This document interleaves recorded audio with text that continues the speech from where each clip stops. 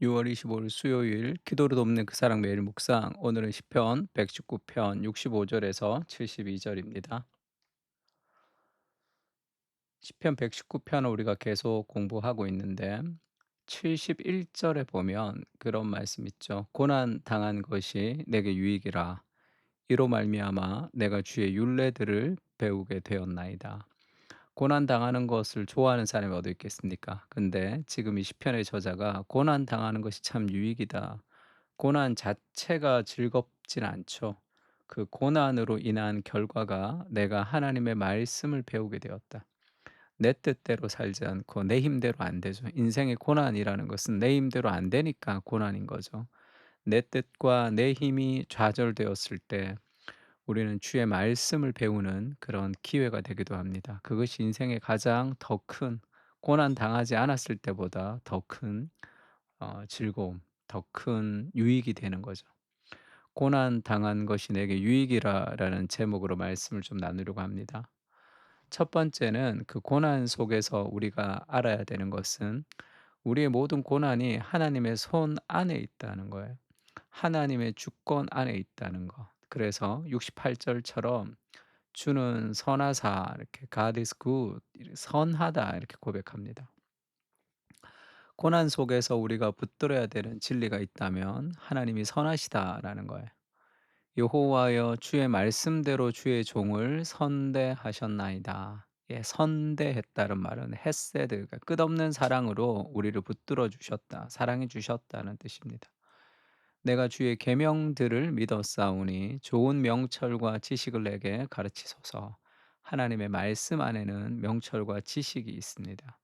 고난 당하기 전에는 내가 그릇 행하였더니 이제는 주의 말씀을 지키나이다. 고난이 나를 말씀에 순종하는 사람으로 만들었다는 거죠. 주는 선하사 선을 행하시오니 주의 율례들로 나를 가르치소서. 주님은 선하시다 이렇게 얘기하죠. 교만한 자들이 거짓을 지어 나를 치려 하였사오나 나는 전심으로 주의 법도들을 지키리이다. 그런 어려움 속에서도 결국 하나님이 선하시다라는 것을 우리가 붙드는 거죠. 고난이 닥치면 뭔가 내 삶에서 내가 해결하기 힘든 어려움이 닥치면 우리는 '하나님이 나를 사랑하지 않는가.' 그런 생각을 떠올릴 때가 있죠. 그러나 고난을 당하는 것이 하나님이 나를 사랑하지 않는 것과 동일하지는 않습니다. 고난을 통해서 하나님은 우리를 성장시키거든요. 주의 말씀을 지키게 한단 말이에요. 그래서 자녀가 힘들어하는 것을 기뻐하는 부모는 없지만 자녀가 고난을 이기면서 성장하기를 바라시는 부모의 마음같이 인생의 모든 고난은 하나님이 통제하는 통제 안에서 우리 안에 이루어진다. 그러니까 고난이 힘들지만 하나님의 손 안에 있다. 하나님이 선하신 분이 내게 고난을 주셨다면 이 고난을 통해서 내가 무너지지 않을 것이다. 그 신뢰가 좀 필요합니다. 하나님의 선하심에 대해서. 고난 속에서도 주님은 선하신 분이시죠. 사도행전에서 예수님의 십자가를 그가 하나님께서 정하신 뜻과 미리 아신 대로 내어 주온 바 되었다. 하나님이 주권적으로 십자가의 죽음을 정하셨는데 너희가 법 없는 자들의 손을 빌려 못 박아 죽였으나, 그러니까 예수님 십자가에서 시기로 죽이려고 하는 사람들의 시기심을 통해 예수님을 죽였는데 그것이 하나님의 뜻 안에 있는 것이었다는 거죠. 하나님께서 그를 사망의 고통에서 풀어 살리셨으니 이는 그가 사망에 매여 있을 수 없었음이라. 하나님께서 그를 풀어 살리셨습니다. 근데 그 미리 하나님이 정하셨다는 거예요. 결국 악인의 악까지도 하나님의 주권 안에서 통제된다는 것을 좀 알 필요가 있습니다. 내가 생각하기에는 이해되지 않지만 모든 인생의 고난 속에서 하나님은 당신의 계획을 이루어 가시는 분이시다. 그래서 다윗이 "하나님이 선하시다." 이렇게 고백할 때 "위대하심과 권능과 영광과 승리와 위엄이 다 주께 속하였다. 천지에 있는 것이 다 주의 것이다. 주권도 주께 속하였다." 고백하죠. 12 절에는 부와 귀가 주께로 말미암고 부귀 영화 할 때 그 부귀가 주께로 말미암죠.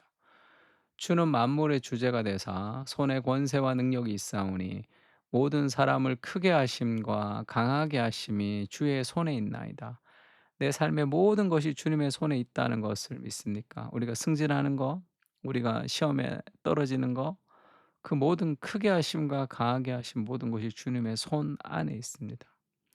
그것이 내가 열심히 해서 붙고 내가 열심히 안 해서 떨어지고 그런 일들이 있지만 그 모든 과정을 통해서도 하나님께서 합력하여 선을 이루시는 분이시다라는 것을 신뢰하는 거죠. 모든 고난이 주님의 손 안에 있다는 겁니다. 이 구절이 좀 복잡하긴 하고 또 짧은 시간에 다 설명하기가 어렵지만 이 고난에 대해서 한 가지 이야기해야 될 것이 뭐냐면 다윗이 밧세바를 범해서 우리아의 아내를 취해 가지고 자식을 낳습니다. 그게 솔로몬이죠. 그 여디디아라고 하나님의 사랑하심을 받은 자라는 이름을 가진 그 솔로몬이 태어나기 전에 다윗이 그 우리아의 아내와 동침을 통해서 인제 임신을 해서 그 아이가 이제 시름시름 앓고 이렇게 죽으려고 하는 거예요. 그러니까 다윗의 죄로 인해서 그렇게 된 것이라 생각해서 다윗이 그 아이를 위하여 하나님께 금식하며 기도합니다. 밤새도록 기도해요. 근데 그래서 다른 사람들이 금식하며 왕이 기도하니까 "음식을 좀 먹읍시다." 해도 왕이 듣지 아니하고 음식도 먹지 않고 그렇게 이래 만에 아이가 죽었습니다. 그러나 다윗의 신하들이 아이가 죽은 것을 왕에게 알리기를 두려워했죠. 왜냐하면 식음을 전폐하고 막 아이를 살려 달라고 기도했는데 지금 살아 있을 때도 저렇게 식음을 전폐하고 밥도 안 먹고 기도했는데 아이가 죽었다는 얘기를 얘기하면 다윗이 더 힘들어할 것 같아서 왕한테 말을 안 합니다. 근데 다윗이 알죠. 다윗이 그의 신하들이 서로 수군거리는 것을 보고 아이가 죽었다는 것을 직감적으로 깨달았습니다. 그 신하들에게 묻죠. "아이가 죽었느냐?" 대답하되 "죽었나이다." 하는지라.